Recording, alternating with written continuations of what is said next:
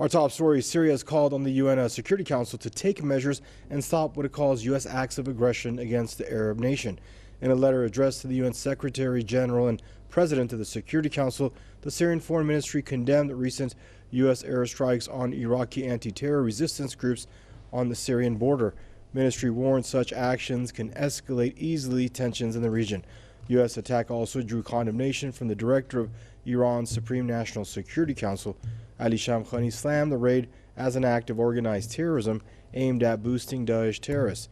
Shamkhani made the remarks during a meeting with visiting Iraqi Foreign Minister Fuad Hussein.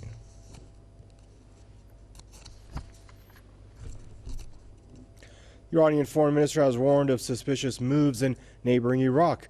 Mohammad Javad Zarif held out the possibility that some of the attacks in the Arab country were designed to undermine relations between Tehran and Baghdad.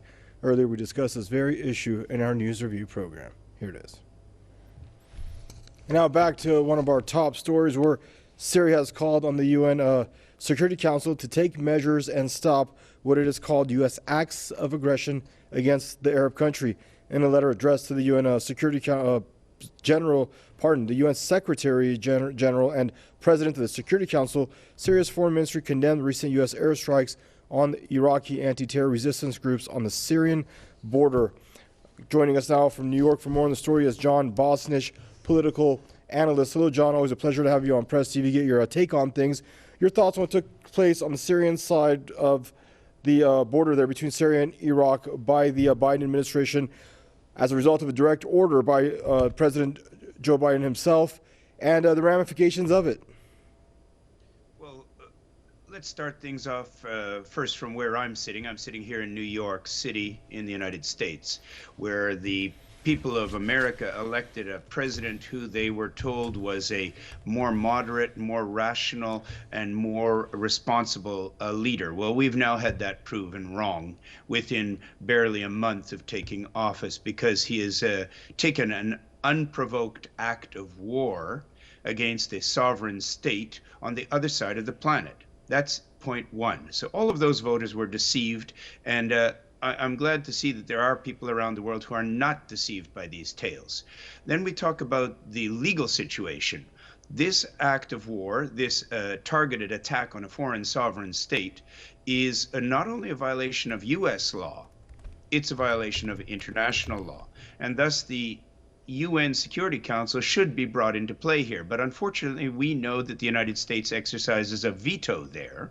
And so actually justice is unattainable at this time against the United States. Right, and is it true that there are actual Democrats that were questioning the legality of what the Biden administration, the decision it made to carry out these airstrikes against these anti-terror groups there on the border? Well, I don't think there are any Democrats who are questioning the legality. I think every Democrat, whether he admits it or not, knows that this action was illegal, including Joe Biden. So I don't think there's anybody really questioning the legality. It's just a question of whether they have the bravery to say publicly what they know in their own hearts. And unfortunately, there are not many Democrats or Republicans who are brave enough to say publicly that the United States is committing an unlawful act of war. Now, if we take that one step further, we also know that the United States is committing an unlawful act of occupation of Syrian sovereign territory by having its own troops on foreign soil without an authorization by Congress or an act of war. Further, the stealing of oil from Syria by U.S.-backed militias and forces who sell it on to the United States is an act of international piracy and looting. So we've got war crimes, international crimes, piracy crimes, and unauthorized looting of occupied territory, which was prohibited even for Nazi Germany. And it's funny because all these decisions that Donald Trump made with respect to Syria and Iraq, we saw Democrats shaking their heads that, oh, we would have never made that decision. We would have never killed the top leader of the Iranian armed forces there, the second in command of the PMUs, Iraq's Popular Mobilization Units in Iraq. We would have never done that. We would have never stuck around in Syria to steal their oil, which Donald Trump explicitly said, we're going to stay there and get our hands insured, divvy it up with the Kurds there. Basically, they're in office now. They got the Oval Office. They got 2/3 of the branches in the U.S. government. Where's the change? No one's seeing it. There is a change, and it's a change for the worse. Because no matter how loud the rhetoric that was coming from Donald Trump, the actions of Donald Trump were basically anti-war. The past president was one of the only, in fact, the only U.S. president since World War II not to start a war on another country. Now we've got the man who was presented by what's commonly called here in America the lying mainstream media, a man who was presented as a more moderate, more peaceful option to Donald Trump, and he's barely sat down long enough in his presidential seat to warm the chair, and he's already taken an unlawful act of war.